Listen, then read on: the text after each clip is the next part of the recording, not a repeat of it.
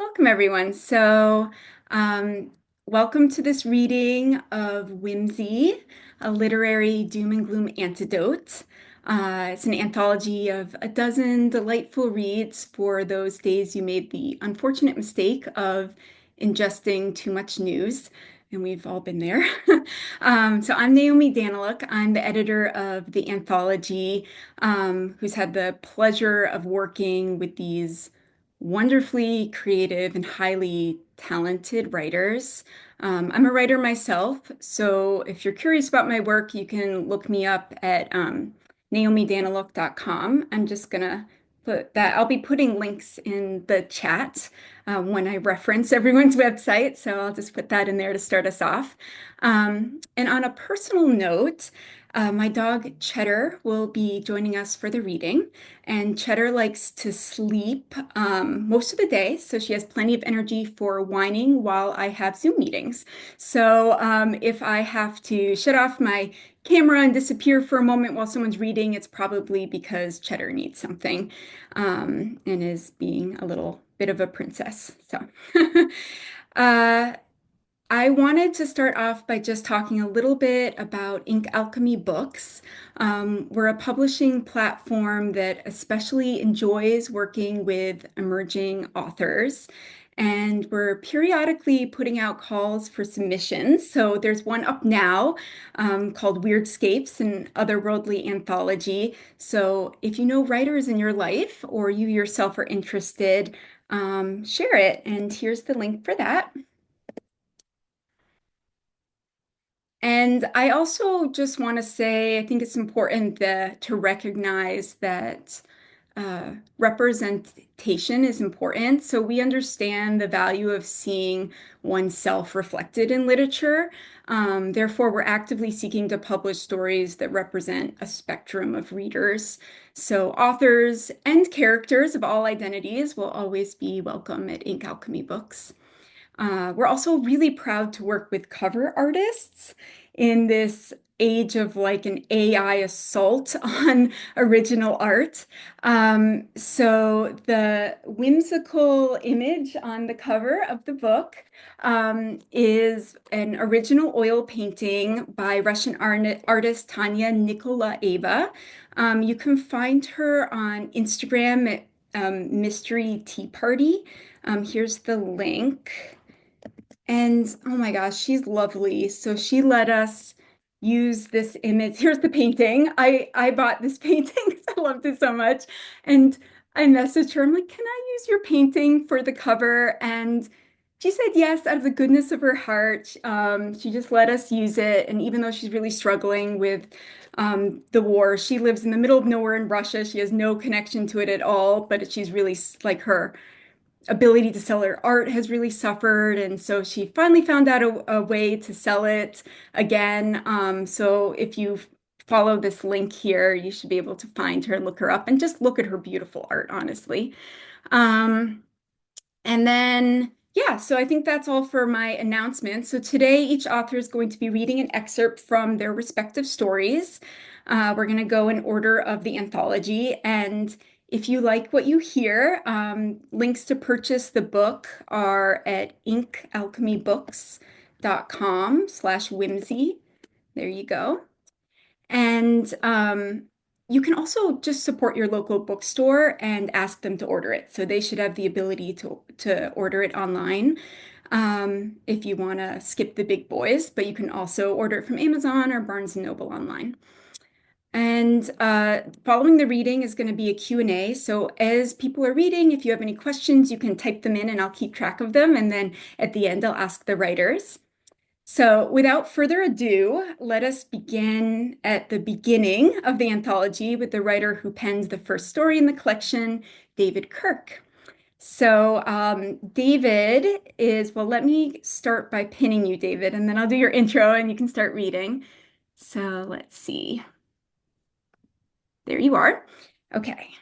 Um, so David is an author and illustrator. He's the creator of the Miss Spider books, the Little Biddle books, Nova's Ark, Twinkle Twinkle Little Hedgehog, Oh So Tiny Bunny, among many others. Many of you might have read those to your kids. And he's also illustrated the story headers in the book with original charcoal drawings. I'll just show you his. Let's see if you can see that there. A little caterpillar, but he also has them all around him in his screen. And he also did this out of the kindness of his heart, so thank you.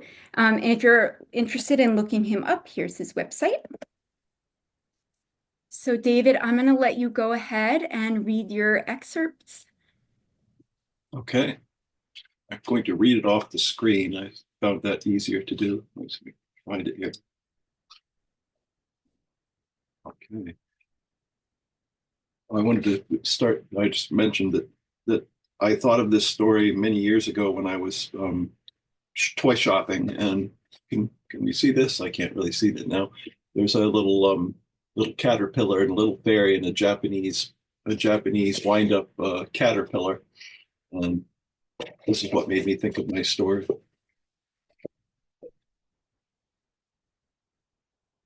Fairies are heavy sleepers, so it wasn't until her nightdress was soaked through that Sosie sat up with a shiver. Icy water dripped steadily through a crack in the ceiling, splashing at the foot of her thistledown bed. That patch was supposed to last the winter, she grumbled, peering at the garden through a hole in her flower pot home. The mist rising from the last heaps of snow couldn't hide the mud and dead leaves of March. The single crocus bowed wearily under the weight of the raindrops. Sosie sighed. And so it must be spring. She settled on a nutshell to dry her feet with a blade of grass. There was nothing in the world Sosie hated so much as wet toes, but lately it seemed they were wet all the time. Life hadn't always been like this. Not so long ago, she would winter with friends in a warm southern meadow. There, the sun shone happily on fields ripe with flowers and sweet berries. Sosie had often grown so plump that it was difficult to fly north again. But now the other fairies went, But now the other fairies went without her. Since her accident, Sosie's old friends ignored her even when they were here. What do we have in common now? They'd laugh. It was mean. They were the ones who told her she could outfly that wicked cat. Sosie reached beneath her sodden nightdress, scratching the nubs on her shoulders where wings had once been.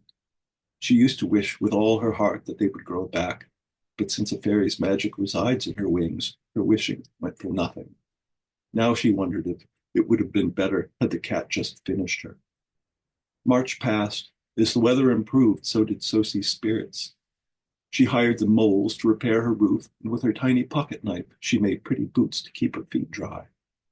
One morning after a spring shower, she carefully laced her new boots and stepped out to admire the garden. Raindrops hung glistening from the leaves, and the rain-washed air seemed charged with the promise of good things to come. She lay down in an array of sunshine atop a fragrant petal. A group of green caterpillars nibbled nearby. How she envied them. It wouldn't be long before they had wings of their own. Her eyelids grew heavy as the lullaby of their steady munching lulled her to sleep. She had a lovely dream. She sailed through the clouds on delicate butterfly wings, wings even more beautiful than the ones she had lost. How the other fairies admired her, how they envied her magnificent wings. Sosie woke to familiar voices. What kind of creature is that? Someone squawked. It's something like a fairy, barked another, but so bony and pale and with those awful green boots. Sosie opened her eyes to see Teasel and Prig, two old fairy friends. Fresh back from the southern meadow, they were nicely plump, their skins golden from sunshine. They recognized her at last. Oh, Sosie, squealed Teasel. We didn't know it was you. You're so thin. Have you been ill? You should have come with us, scolded Prig. Teasel laughed. How could she, you silly bug? She hasn't any wings. And with that, they flitted gaily into the garden. Sosie fought back tears. She simply couldn't live another winter in that dreary flower pot. She must have wings. If only she still had her magic. In desperation, she silently formed the secret words she'd learned as a child. Kalata, Mela, Zephyra, Zoot. She squeezed her eyes shut and imagined beautiful wings extending from her shoulders. Yes, they were growing. She could feel it. She could feel it. Her fingers reached eagerly to the shoulder blades. Nothing.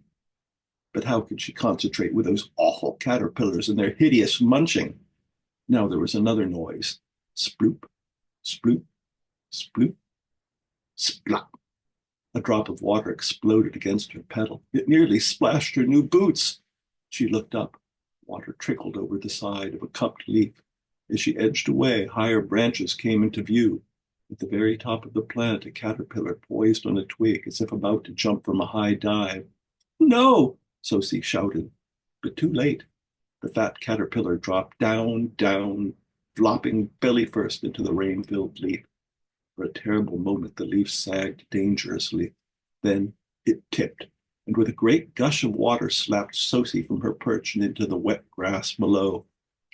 Dragging herself onto her elbows, Sosie found the caterpillar twisted across her knees. It choked up water, sputtering excitedly. I think I flew that time. You saw me, didn't you? Cold water dribbled down Sosie's legs and into her new boots. With a bitter sob, she tumbled the caterpillar onto the grass, untied a wet boot, and cast it gloomily into a puddle. What lovely boots, coughed the caterpillar. Sosie stopped crying and gazed doubtfully at her remaining boot. Really? She sniffed. You don't think they're awful? Oh, no, indeed, said the caterpillar. They're only the prettiest boots I've ever seen. He ducked into the puddle, spreading ripples as he made his way across. A moment later, he returned with the discarded boot, offering it up with such ceremony that it made Sosie smile just a little. She extended her hand and gently shook one of his foremost legs. I'm called Sosie, she said. And what is your name? Me? He sighed. I haven't got a name. Sosie peered at him through narrowed eyes, considering as she shook out her soggy boot. I'll call you Gabriel, she pronounced. The caterpillar looked pleased. You don't think it's too grand for me? He asked. Much too grand, laughed Sosie. So you'll just have to grow into it, won't you? Sosie got to her feet.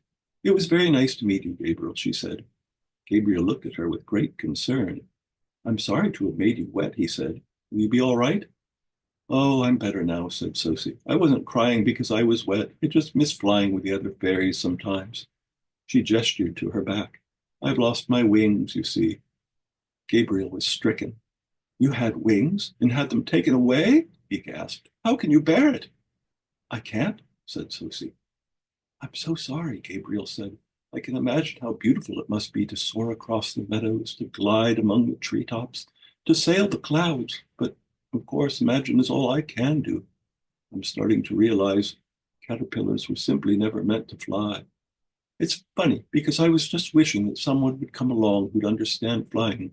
And now, here you are. Sosie stared at him, dumbfounded. Didn't he know that he'd soon be a butterfly with wings of his own? Could he be so silly? But you, an idea formed in Sosie's head, even as she spoke. But you'll, it would be a mean trick, she knew. Um, Still, she needed wings so very badly, and it almost seemed that this caterpillar was sent to her as the answer to her wish. Perhaps he only appeared here to deliver her wings.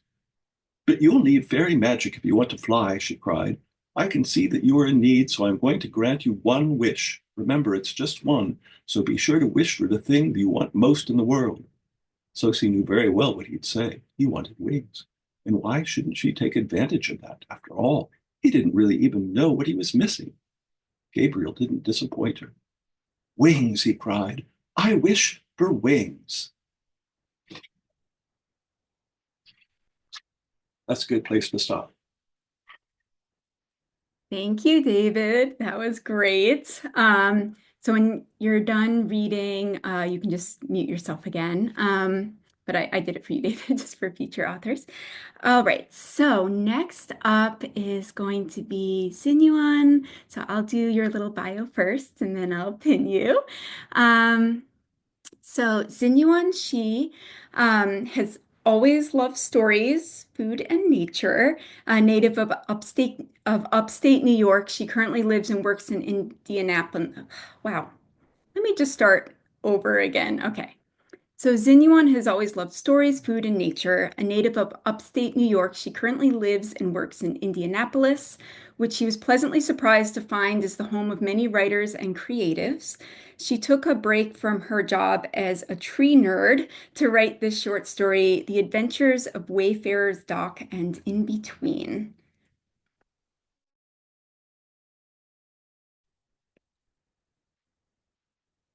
So hi everyone. Sinuan. And so this like short story has a lot of weird text. So like I don't read it, so I'm just gonna say script whenever it shows up. But anyway, a lot of strange people lived in Wayfarer Dock, but the strangest by far was Mr. Baz. He lived in a little beachfront house that smelled of seagull droppings and dried seaweed. It was painted white with no shutters and tinted windows, much to the dismay of his curious neighbors.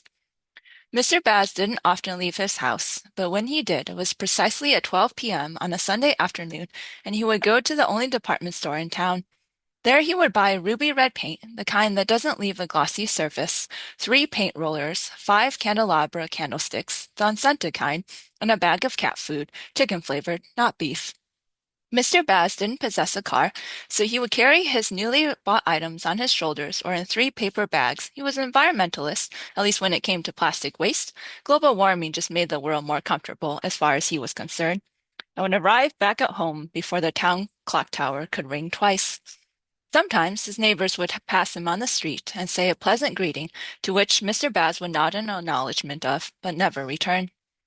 That was fine by his neighbors. They had long since decided that Mr. Baz was a taciturn man, and thus left him alone.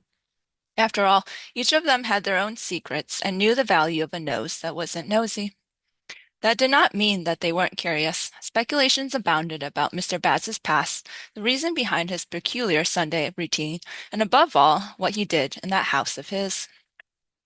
The first thing that he did was quite ordinary by the standards of his neighbors. Mr. Baz ate. For 3 meals a day, he ripped open the cat food bag, took out a handful of dried pellets, and stuffed them down his unhinged jaw. There was never a crumb left, he ate so well. The second thing that Mr. Baz did was, admittedly, less ordinary. He painted. No landscapes or portraits, abstracts, or anything of the sort that resembles human art. Instead, Mr. Baz's art came in the form of a pentagon, a stark red against the layers of fainted pentagons on his living room floor. He was a perfectionist, so each side of the pentagon was exactly 2 feet, and each angle was not a degree shy of 72. Sometimes, if Mr. Baz felt like adding a flair to his art, he would add a odorless candelabra candlestick at each corner of the pentagon, and snapping the fingers of his left hand, snap, snap, snap, snap, snap, would light each wick one after the other.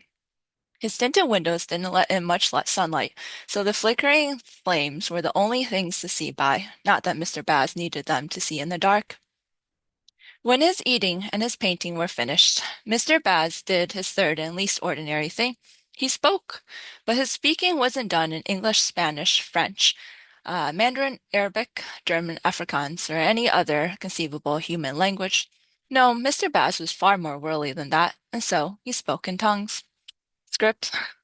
The exact translation of Mr. Baz's words has been lost in the writing of the story, but the essence is something along the lines of, Mr. Raz, Mr. Maz, Miss Lamb, get your odoriferous hides up here. This fort isn't going to hold itself. Of course, Mr. Baz did it in a much more delicate manner. He was an environmentalist and polite, if nothing else. And then the strangest thing of all happened. The Pentagon responded. Script. Mr. Raz said in a voice that braided the eardrums. Script. Mr. Maz said. Script, Miss Lamb was the self-proclaimed mediator in the group, and as such her voice was the loudest of all. Mr. Baz shook his head. Really, he muttered under his breath, why must they take so long every single time? Out loud, he said. They exchanged a few more pleasantries, the majority of which were composed of news and the weather. When they had finished updating each other, Mr. Baz snuffed out the candles with a sharp claw and scratched at the paint on the floor with a toenail until the pentagon had been broken. By that time, it was quite dark outside, and because even strange people like Mr. Baz needed to sleep, he went to bed. I think that's a good place to start.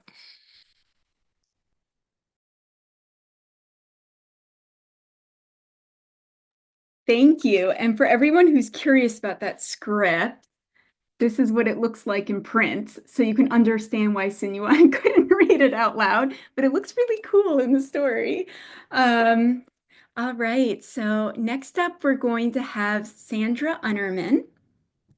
Sandra is the author of two historical fantasy novels, Spellhaven and Ghosts and Exiles. She has short stories published in Swords and Sorcery magazine, the anthology Never Cheat a Witch, and elsewhere. She lives in London, UK, and is a retired government lawyer. She's currently researching London folk legends for a PhD at the University of Hertfordshire and is a member of Clock House London Writers. Hello, everyone. Lovely to see you all, and especially to the members of Clockhouse London Writers, whose names I can see. Thank you all very much. My story is called Castle Rules. Sir Drumlin Moore and his wife Cassiopeia quarrelled on the day after they returned from their honeymoon on the 18th of June, 1931. That morning, Cass welcomed Drumlin's offer to show her his favourite room in her new home. She had seen little of the castle before the wedding, since their courtship had been brief, although delightful. Both had lost their parents when they were young and were used to relying on their own judgment. They had seen no sense in a long engagement. Most of the castle was old-fashioned and a touch dilapidated. Cass looked forward to redecorating, but not until she had a thorough grasp of her husband's taste. Now he took her to a wide room with a painted ceiling of snakes and ladders. A chess game was set out on a table in one corner, and mahjong tiles on another opposite. In the centre stood an enormous drum with a deck of cards spread out on top. Everything here was in pristine condition. "This is where the games start," Drumlin said. Cass walked towards the chess set.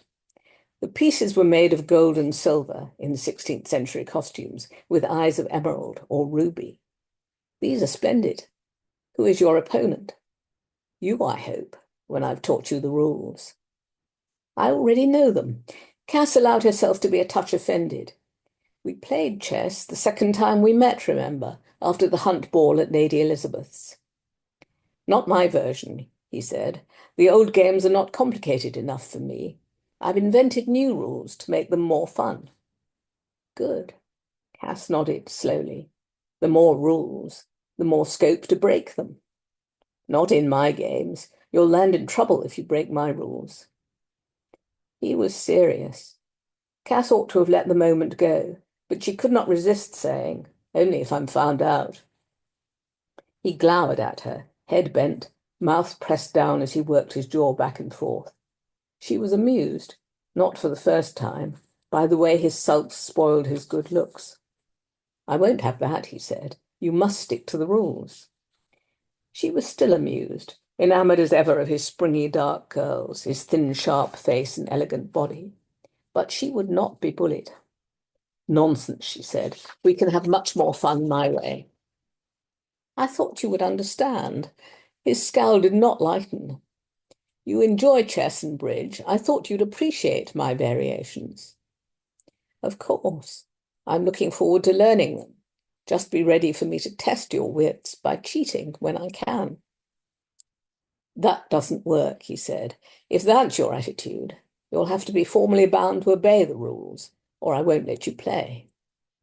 "Bound?"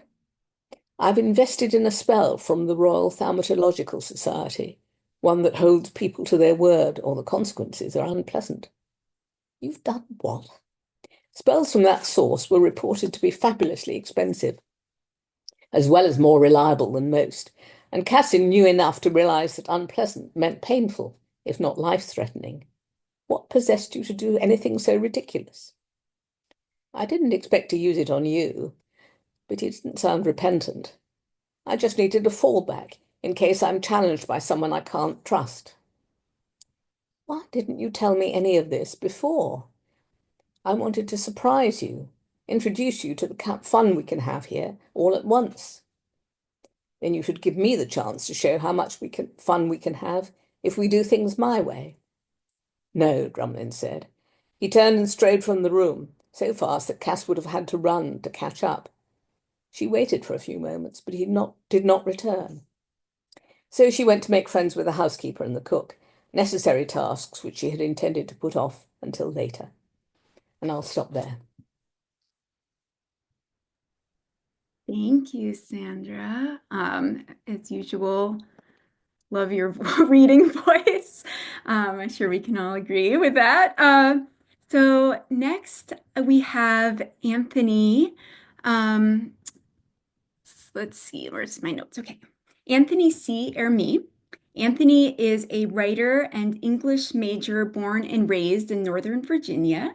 His writing has appeared or will appear in Dark Horses, Lovecraftia, and Mobius Boulevard. His first novel, Enthroned Above All, it was released in 2024 on Amazon and Kindle. And for more information, more stories, or to sign up for his newsletter, you can visit anthterme.com, and here's the link to that. And Anthony, let's see, I'm trying to find you here. If you're here, can you unmute yourself? All right. Well, I actually am wondering if Anthony made it or not because I'm not seeing him pop up. So we'll move on, and maybe he had technical difficulties. If he comes back, we'll circle back to him. So we'll move on to Christine. Christine, I know I saw you there. There you are. Okay, so I'll do your intro and then I'll pin you. So Christine Boyer her writing has been included in the Best American Mystery and Suspense Anthology and Best American Essays Anthology. Her debut novel, Black Maria, was published in 2024. She lives in Massachusetts and can be found at christineboyer.com. And here is the link. And I will pass it on to you, Christine. Thank you so much. My story for this anthology is called She Who Destroys, and I think we'll start near but not at the beginning. Okay. Percy wasn't a very good witch, but she still went to the coven meetings each month with her mother and grandmother. If she'd been raised in a different sort of family, she would have marveled at how much her coven resembled an old ladies' church group, Bible study, or altar committee. It had all the same hallmarks: metal folding chairs in a circle, a table bearing a carafe of coffee that tasted faintly burnt, day-old donuts cut into quarters. Every new moon, they met in Brunhilde's finished basement to call the corners and work through an agenda that always bore the same complaints. Percy sat through it every month. She chewed on the same 2 quarters of donuts, 1/4 of a glazed, 1/4 chocolate iced. She drank the same water from her same bottle because the coffee, burnt and acrid, made her twitchy. She scuffed her sneakers against the carpet and listened to the women and waited for her turn.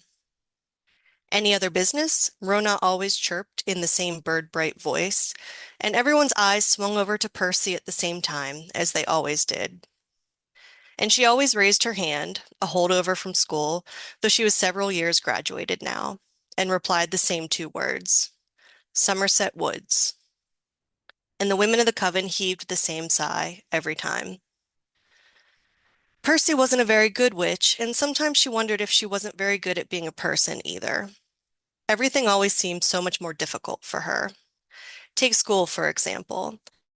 She had struggled to make friends and often stood off to the side during recess, unsure at how to join the games already in progress, the cliques already formed. She'd been lousy at kickball, hadn't seen the point of hopscotch. In high school, she was never invited to parties or weekend trips to the lake. She played no sports and joined no clubs. The classroom had been worse. Math was a lost cause. The numbers never made sense. Why did it take 100 cents to add to $1, for example, but only 60 seconds to add to a minute? How could fractions be numbers separated by both a line and a period? Why didn't someone just pick one and go with it? And why did it suddenly get so complicated with the addition of letters? Reading was just the same. The letters didn't sit still for Percy the way they did for the other kids. Her letters squirmed and wiggled across the page, turning even simple reading exercises like "See the girl runs fast" into an ordeal. Then came high school with required reading that made even less sense. Who was Dorothea Brooke, for example, and why should Percy care about her marriage to some dusty old reverend? The only place Percy had ever felt good was in Somerset Woods. It only covered 50 acres, but it was plenty big to hold an entire world for a lonely little girl. Creeks and streams crisscrossed the woods and formed little valleys among the hillocks.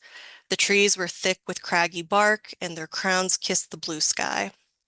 Percy had walked through Somerset Woods every afternoon, the shortcut between school and home.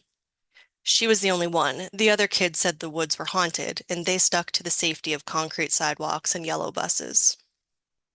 Somerset Woods had never felt haunted to Percy. She never felt an ounce of fear there, and even though it was a shortcut, she whiled away entire hours.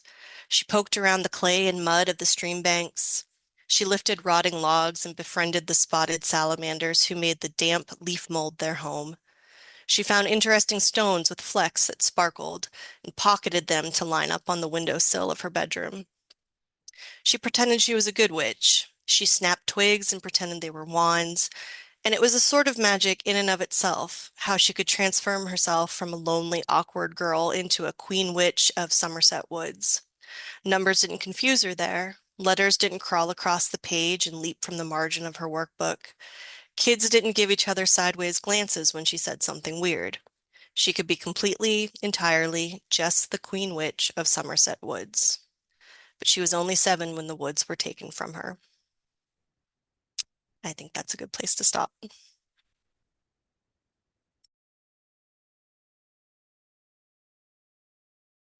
Thank you very much, Christine. I'd also like to take a moment to point out that the stories in this book, some of them do explore darker themes, but the thing that they all have in common is uplifting endings. So you can count on a nice ending for that story, and all of them actually. All right, so we're going to move on to Andrea Chessman. Andrea is the author of several cookbooks. Her fiction has appeared online in Green Mountains Review, Blue Lake Review, The Offbeat, and Touchstone Literary Magazine, among others. Her short story, The Rooster, featured in the Medusa's Laugh Press anthology, Twisted, and was nominated for a Pushcart Prize. She lives in Vermont with her husband, singer-songwriter Richard Ruane, whose song I Know Stories about Jack and the Beanstalk, told from the giant's perspective, inspired her story, It's Not Really About Jack. And here is her website, should you be interested in looking her up and seeing her other fiction. And I'm going to pass it on to you, Andrea. Thank you. And hello, everybody. I'm going to read from the story starting not quite in the beginning, but when Clangsy, the wife of the giant, discovers that there's a measly man, which is a little person, in her dollhouse. Clangsy is married to Garwin, the big giant. There was a measly man lying on a feather bed, head propped up with his arms crossed behind his head, looking up at Clangsy, for all the world like the happiest creature who lived. She stared down at him in horror. He looked up at her and smiled. Neither moved for a moment. Then Clangsy replaced the roof and left the room. The next morning, as soon as Garwin left for the fields, Clangsy returned to the dollhouse. She reached into the house and plucked the little guy up from the kitchen where he stood. "What is you doing here?" "Hiya," said the measly man. "Pleased to meet you, your largeness." "What are you doing here?" "Just resting. Got anything to eat? I'm feeling a bit peckish." At that, the goose honked loudly. Without thinking, Clangsy started to set him down. "I'll get you some eatings." She was that polite and thoughtlessly welcoming. "Wait, please don't go. How did you grow so big? Are you an angel? Am I in heaven?" I know not this heaven country you speak of, said Clangsy, and I know not what angels are. The measly man broke out in a big grin. Phew, he said. Good thing, means I'm not dead yet. Dead man, dollhouse resting. You be a dead man when Garwin finds you nesting, sang the harp, and the goose honked her agreement.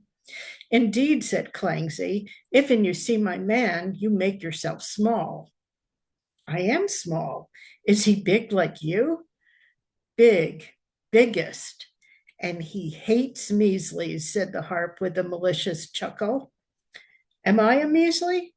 So you are, said Clangsy. What do you call yourself? I call myself Jack.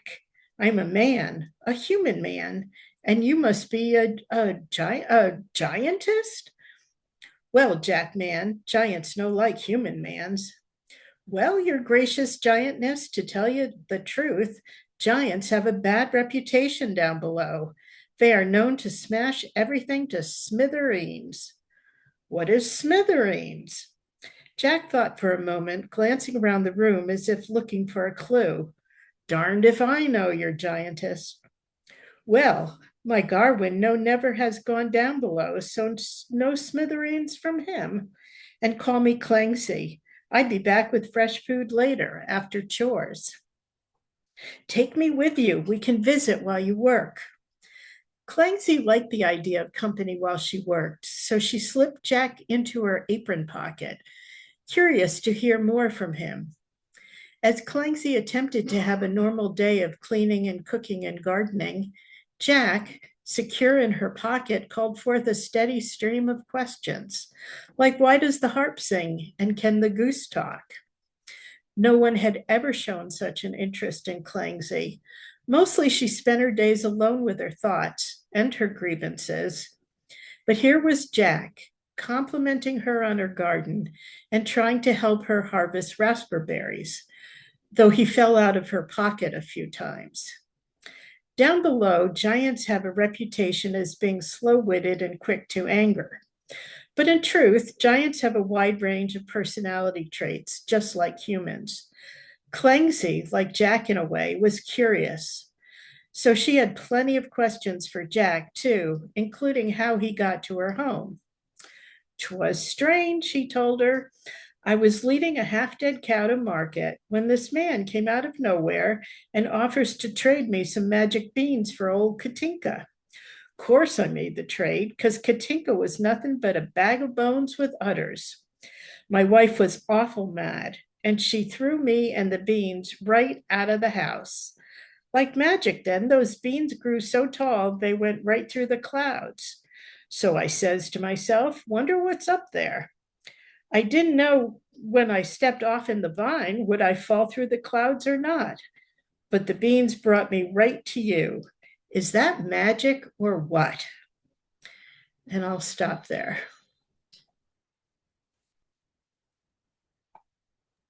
Thank you, Andrea. So I know these are all great teasers. Before I introduce our next author, I want to make sure he's here because I can't find the thumbnail. So is TJ Young here? If you're here, can you unmute yourself and say hi? Okay, so we're going to move on then, and then we'll circle back if we need to. Jen Hopkins is our next author who's coming up. Jen is a horror and dark fantasy writer in Woodinville. I promise she did not write a horror or dark story for this, but in Woodinville, Washington. And yes, she lives in the dark of the woods where she puts out a bowl of milk and a box of Oreos to keep the pixies at bay with her black cat, many horses, and wild deer. She has 8 publications, her latest in I Know What the Moon Looks Like by Amazing Stories. She participated in the 2024 Cascade Writers Workshop and earned an honorary mention in the Hugo House's Quadro Spec Fiction Contest and an international screenplay competition, Scriptapalooza, for her spec script, Supernatural, Green-Eyed Monster. She has a long-running blog called Comments on Things I'm Reading, and I will put her website right now in the chat if you want to look her up and read more. And let me find you here. Oh, there you are. All right. On to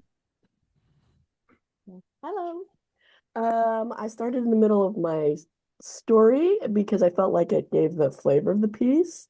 I did a little bit of editing to give it keep it under 5 minutes, give it a good beginning and ending. So all you need to know about this story is there's two elemental sisters who are fighting, which is causing havoc to the town they kind of rule. And the town mayor is seeking help of experts to try and stop them. So there you go. The mayor rushed to Sergeant at Arms, Harry Harris Brattlebottom. Harry grit his teeth, a steely glint in his eye. He yelled, as he often did, "These are unruly women who lack in discipline. What they really need is a good pistol whipping. No one in this town has ever called them out for their terrible manners. They believe that they can do whatever they like, willy-nilly, act out as they please." But just as his voice reached a glorious uproar, a giggle erupted from a corner. And there was Mrs. Spittleberg, giggling into her hand, holding back royals of laughter. The mayor, the mayor's shoulders clenched. His face turned redder than his official strawberry sash, the town's representational fruit. "Ignore her," he told Harris Brattlebottom. "She has been tending to do this, showing up at the least convenient of moments, acting all a fool, with nothing useful to add." He stated that last sentence, furrowing his brows at her giggles. "Oh, no," Harris Brattlebottom's voice was provocative. "By all means, such a helpful and obviously wise woman must have a fountain full of information. Please douse us with your canyon river of knowledge." She blinked at both of them with bright and puzzled blinks. "Truly?" she asked. "Well, I am sincerely blessed by Master Sergeant at Arms. I have never heard those terms put quite so creatively." Her head buzzed happily as she said it. "But I do worry that you do not understand what it is exactly that you are saying. For you see, the sisters do not need discipline. They are not acting wild. They are wildness incarnate. I fear that your guns and your snares and your bombs and sharp objects will do little to impress them. I would advise you to instead harness that incredible head for strategy and find a way to keep the people out of harm from their little tete-a-tete." She then beamed a smile at him, thinking him most complimented by her loving praise, so was confused when he turned a gritting frown at her. "You think me a coward, don't you?" he asked. "And you," he shouted at the mayor, "you let this shrew speak to me this way?" "What?" babbled the mayor. No, of course not." "You think me a coward? Well, I shall show you all." And with that, Harris Brattlebottom marched back to his barracks, requisitioned all the guns that he could carry, and made haste for the sisters. "If they should act the enemy," he said to himself, "then by God, we shall treat them so." He rushed the sister of the South, firing around her. "These are warning shots, sister. The next will be fatal. You shall back down from all of this nonsense now." South swirled round and shot a glare of scorn. Her fiery red hair flared brighter from its wild and twirling updo. She brushed at her glamorous ruffled red satin gown and furrowed a glinting brow. "You dare fire rounds at me?" she shouted. "This is your final warning." He ratcheted his gun. "This fight is none of your concern. I have been put in charge here. You will do as I say." "Leave now." Smoke drifted from her mouth. But he stood before her unmoved. She shot a hand forward as he shot his gun. His fired bullet was melted long before it reached its target. but her fire did reach him. His screams were heard all across the 10 counties. Sister North rushed forward. Sister, no, she yelled. We have sworn not to kill them, at least not too terribly much. He dared fire his gun at me, yelled Sister South. He did what? Sister North grit icy teeth at him. Her seafoam hair writhed in hurricanic waves. All of the icicles adorning her onesie jumpsuit shivered stormily. She raised up her arms, and a 10-foot tall wave rose up, dousing Harris Brattlebottom into a fold of water that swept him all the way out to a lake 7 counties away. That's it. Thank you, Jen. What an animated reading. Love that. So our next author, we have 2 left here with us today. Not everyone could make it, is Michael Heyman. Michael is a scholar, writer, and performer of literary nonsense, poetry, music, and children's literature. He is a professor at Berklee College of Music in Boston. His poems and stories can be found in various journals and in the Puffin Book of Bedtime Stories, the Mustache Maharashi, and This Book Makes No Sense, Nonsense Poems and Worse, which he edited. He is the head editor of The 10th Rasa, an anthology of Indian nonsense. And all I have to do is find him. There you are. On to you. Thanks so much, Naomi. Right. This is called Sky Cricket, or How Moon Bear and Clouded Leopard Became Themselves. In the days when the moon burned brighter and the clouds hung closer, a cricket pitch stretched itself across the top of the world near the village of Chail. This was no ordinary pitch, however, but the only patch of earth close enough to the moon and clouds for sky cricket. Around the windswept sward at the top of the world clung the world's last trees and caves, and from the last trees and caves watched the eyes that knew the villagers never once played properly. They played wrong cricket. Every evening in August, the astronomer of Chail checked the stars to see if it was the right time for wrong cricket. If 3 shooting stars intersected with Saptarshi, or the 7 sages, the astronomer would ring a bell 10 times to signal the whole village. The villagers welcomed the sound of the bell, but none more than Akshay, the juggler's son. Akshay knew that a game of cricket meant much more than the game. It was an adventure to the top of the world with his family, to ride the world's last winds like one of the brittle leaves that blow up and up, never to come back to earth. But more than anything else, a game of cricket meant that his father, who was the greatest juggler in all the Himalayas, would juggle. In the mornings after the 10-bell toll, Akshay was always the first out of the house. Soon he, his father, mother, and grandmother, and all the other villagers of Chail would climb the stairs, stone by stone, that wound up and around the hill, until they could hear the waves of wind washing past the highest leaves out beyond the world. They bore bats and balls, picnic baskets, blankets, and pillows. Some played wrong cricket, while the others lounged on pillows and drank cold drinks. And then the players drank cold drinks and lounged on pillows, while the others played wrong cricket. Akshay's family sat a little way away from the rest of the villagers. During the game's slow patches, Akshay's father would juggle to entertain the younger children. He might begin with a few cricket balls, first 3, then 7, then 10, but soon he would add snails, stones, stoats, and anything else he found lying or hanging or slinking about. He would juggle standing on one foot.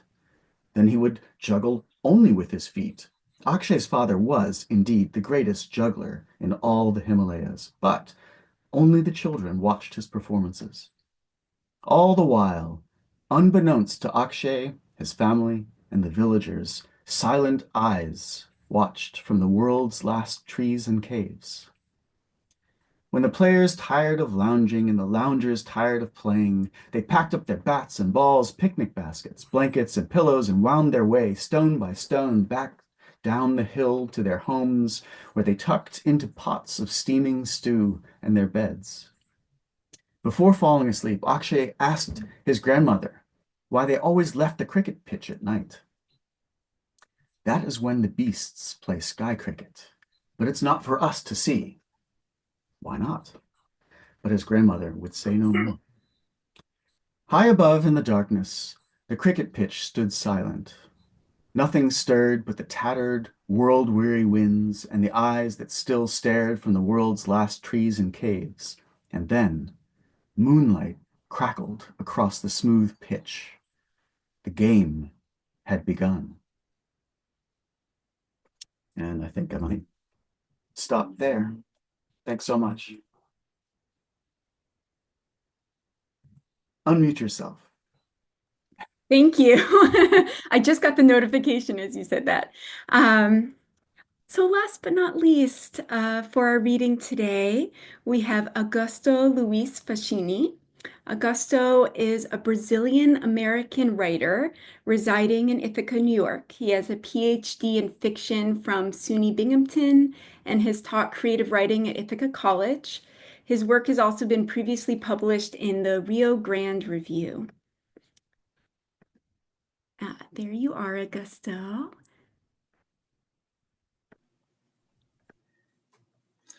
Thank you, Naomi. So this story that I'm going to read from is Voyage Story.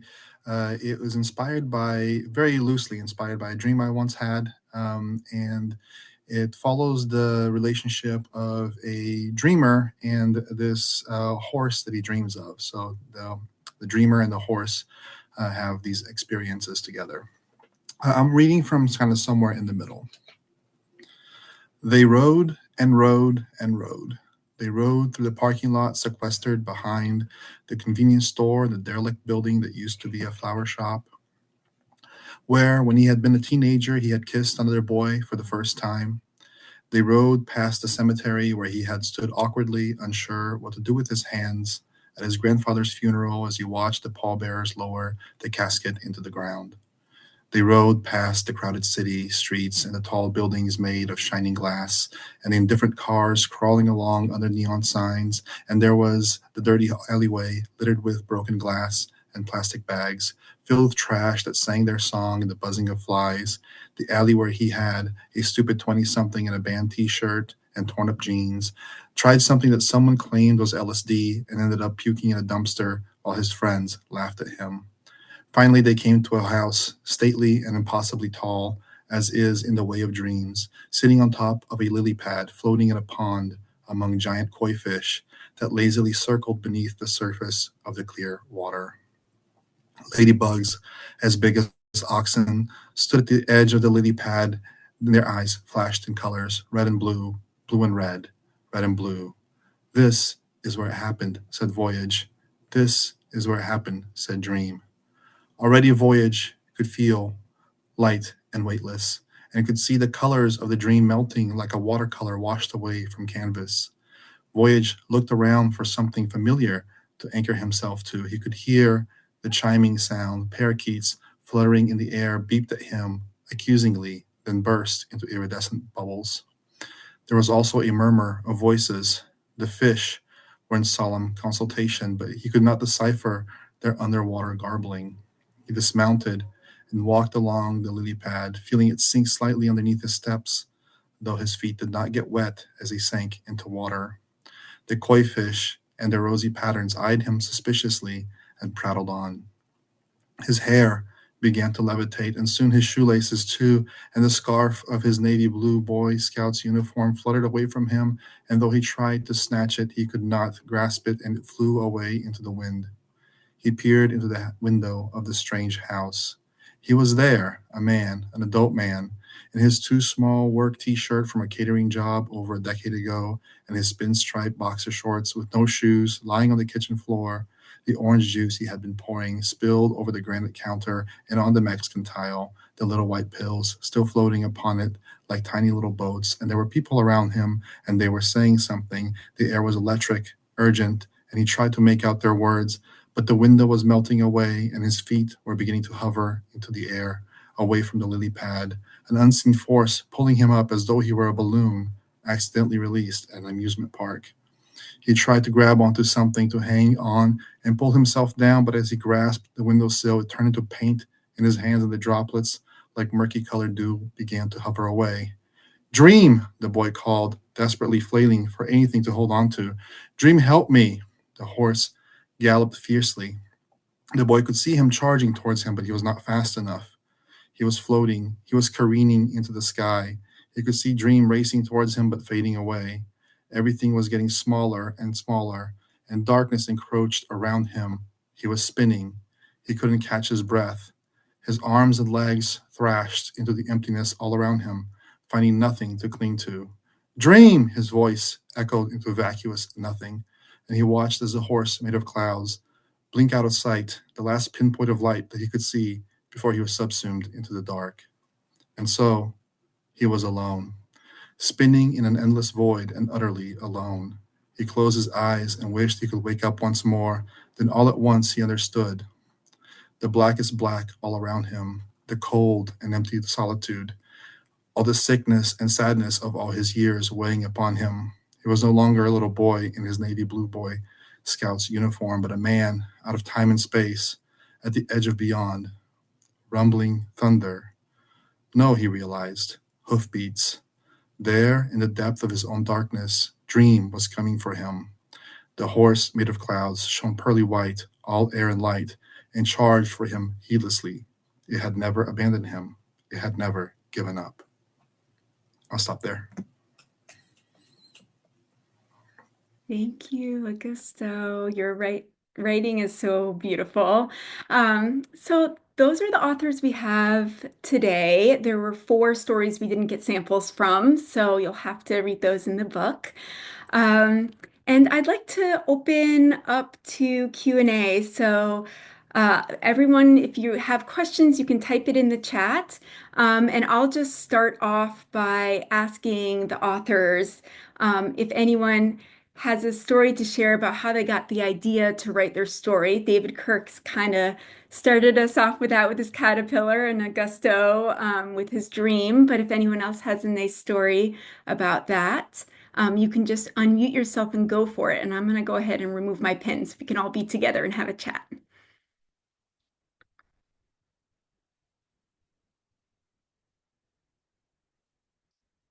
Any author have a story about how they came up with the idea for their story?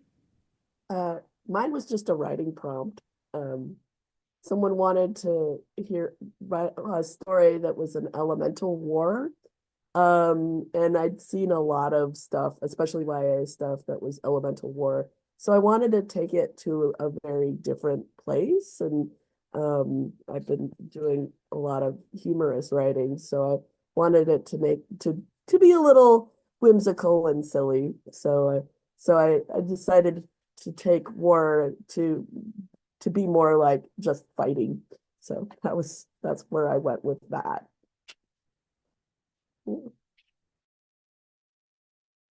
I would be interested to know, Andrea, if you would care to share what inspired you to, do that, your take on the sort of classic Jack and the Beanstalk story.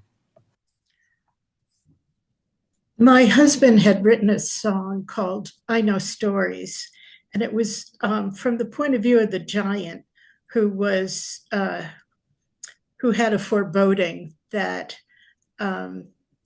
some small person was going to come and undo his life.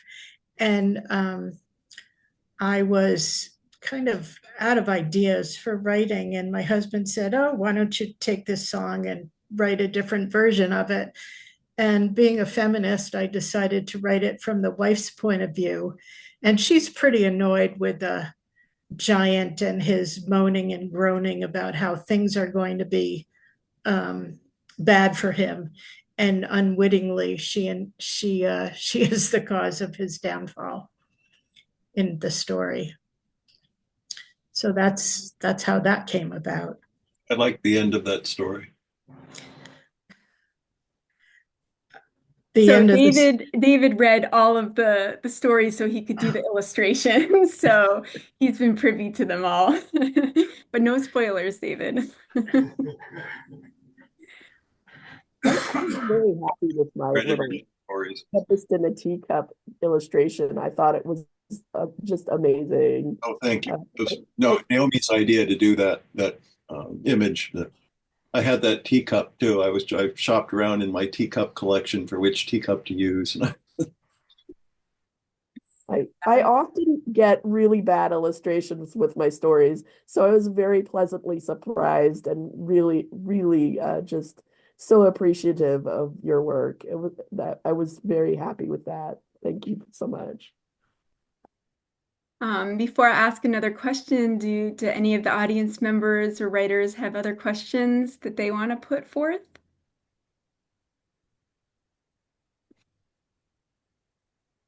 All right. So I have a question for Michael specifically. How much whimsy fits on the head of a pin? Aha! You've turned the tables, I see.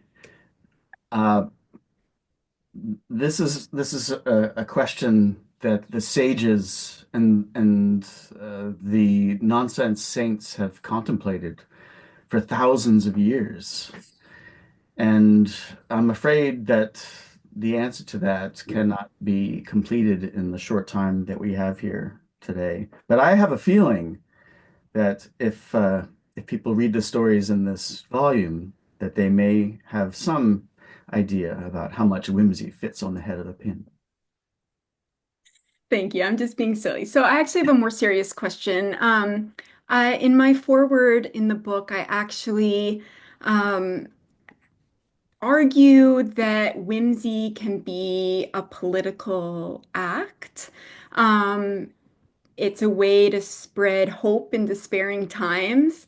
And so I was just wondering if anyone would like to speak to that, if any authors felt like maybe writing something whimsical or uplifting helped their own mental health in these times and helped give a little hope and maybe what you hope your story might spread in these times that we're living through. I wrote mine 30 years ago, so Were you despairing then? no, I don't think so. I was always trying to write stories with happy endings since I was so involved in children's books, but I don't think I've ever written anything that was dreary at the end. And why is that? Why do you like to write happy endings? As someone who writes lots of things where everyone dies at the end, I am curious. Usually I walk away from books where they have miserable endings feeling miserable. So uh, I don't want to put that on other people. Can I agree with that, reinforce that? I often feel that um, there's enough gloom and doom in the real world. And I mean, not every story, novel, or whatever has to have a happy ending, but I enjoy much more uh, contributing to um, uh, imagination where things can be positive than to uh, dark endings. Um, Anyone else on the I room? would speak to the concept of catharsis in literature, where readers experience this need for like some kind of emotional release, right? It might be reflected in the doom and gloom of the real world, or it might be reflected in sort of aspiring for hope, but having that feeling of, sort of that satisfactory feeling of sort of seeing your sort of own emotional state mirrored in some kind of way, and maybe brought to some kind of a hopeful or cathartic ending. Um, it was actually I was watching this one. I experienced it viscerally once when I was watching this one particularly TV series that I think most people will be familiar with, at least peripherally, Game of Thrones. I won't spoil it for anyone, but there was this one scene where I was just like, oh, just absolute release, and it felt really great. And I was like, well, that's really, the power of fiction, is like having that sort of like build up inside you, that emotion build up inside you, and then feeling that like just complete like, where you're just like fist pumping because you're so excited about the outcome. Which scene was that? I'm really curious. Well, I don't want to spoil it. I know the series is like what, like 5 years old, 10 years old right now, but there's a character that a lot of people didn't like. No, I'm not talking about Joffrey, but there was a character a lot of people didn't like, and he finally gets his comeuppance, right, towards the end of the series. And when he does, oh my gosh, I was just so there for it. I was really there for it. A different kind of uplifting ending. All right. Well, Yeah, I think. oh, go ahead, Sinuan. Oh, sorry. So there's like three kids in my story, and it was very it was a very like nostalgic kind of experience to write about the kids, and it just brought me back to my own childhood and the fact that you could potentially do anything and not worry about whether it was like w within the rules or like you just did things, and it was definitely a nice escapism to like write about kids again. So. I don't know if you guys have talked about this, but David and Sinuan had a character with the same name in their story, Meep. And so David changed his character's name. One of his fairies was named Meep. But it turns out David also had written a book with a world called The In-Between in the past. So you guys have a connection there with your creativity. Wow, that's awesome.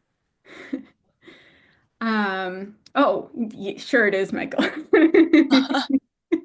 I changed my fairy's name to what went from Cipher? Playful and Meep it was, and it went to Teasel and Prig. And I had wanted to change Cipher for a long time because The Matrix came out later, and this is how long ago I wrote the story. The Matrix hadn't come out yet, and there was a character called Cipher in there. So I had been contemplating changing that name for years. So it was not so bad to change it. All right. I think if anyone has one more question, we'll do that now. You can unmute yourself and just go for it and ask it.